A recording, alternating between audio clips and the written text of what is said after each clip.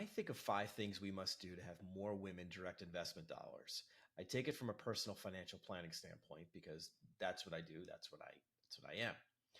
The first thing is have the confidence that you can process, understand, and execute to help improve your own financial wellness. Don't let someone tell you or ignore you into thinking otherwise. I have a client who is probably the most intelligent person I've ever met. And she teaches at a very prestigious medical school, teaching a very complex topic. Yet she hates talking about her finances. She's often said to me, Eric, I'd rather have my eyeballs tattooed than talk about my finances. Yet she understands and realizes how important this is to her and to her family. So, over the course of many years, we've worked on her comfort level, we worked on her confidence into understanding about her own financial goals, which she truly wants out of her wealth. And she's become more empowered. Now, she doesn't enjoy talking about her finances, but she's much more comfortable. She's much more confident, much more empowered now. The second step is to be sure to engage with trusted advisors who value your time, your input, and your expertise. Personal finance and personal finance and improving your own financial health is a team effort. Your financial planner, your CPA, your home and auto insurance agent, your trust and estate attorney are all potential members of that team.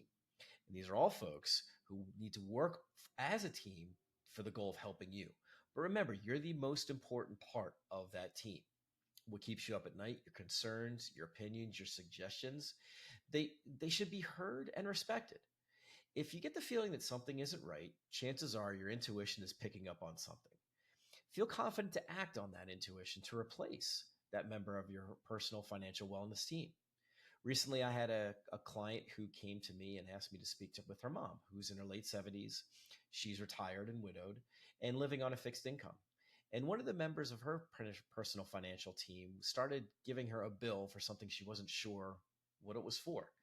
But it was a pretty hefty bill, and it was something she didn't buy. It wasn't anything new, no product, no service, nothing new that she bought. It was just a new bill.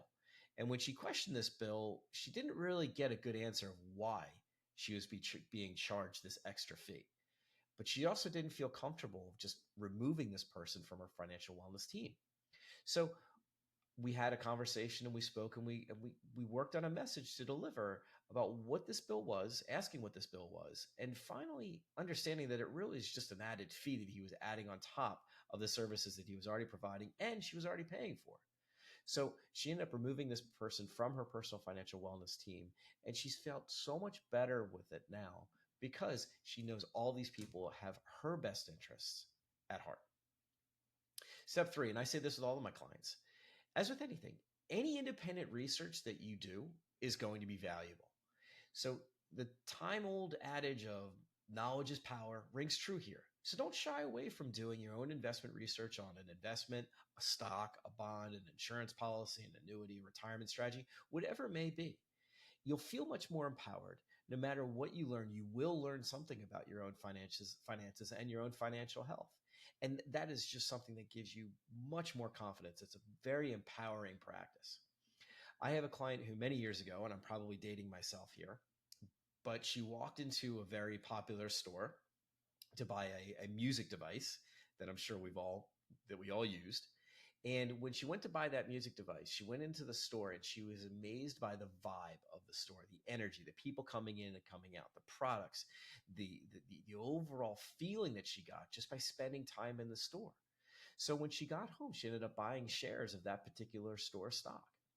And it was a great financial move for her, but it was something that she did her own independent research for. She felt so empowered to not only that she did the research, she went home and executed on something that was a good move for her.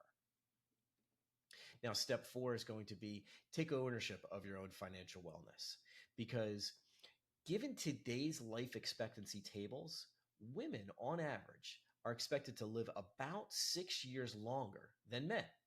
So if we have a husband and wife situation, chances are the woman will be on her own and will have to steer that financial ship on her own. So taking ownership from an early date of your own financial wellness is very, very important, very, very critical because you may be finding yourself doing it by yourself at some point in life. And then take step five, take action. As with any goal, we've always heard the more you write down a goal, the more it becomes real. And if having a great retirement is one of your goals, and I can't imagine why it wouldn't be, then you should write it down and be specific. Don't just say retire happy. Think about what that truly means to you. Remember that goal and remember the fact that the goal that you're striving for is you, is your own retirement wealth, retirement health, and retirement happiness. And don't lose sight of that. Don't be hesitant to enlist a financial professional to help you along the way. Retirement is not a DIY project, and the time to have the map is way before you enter the woods.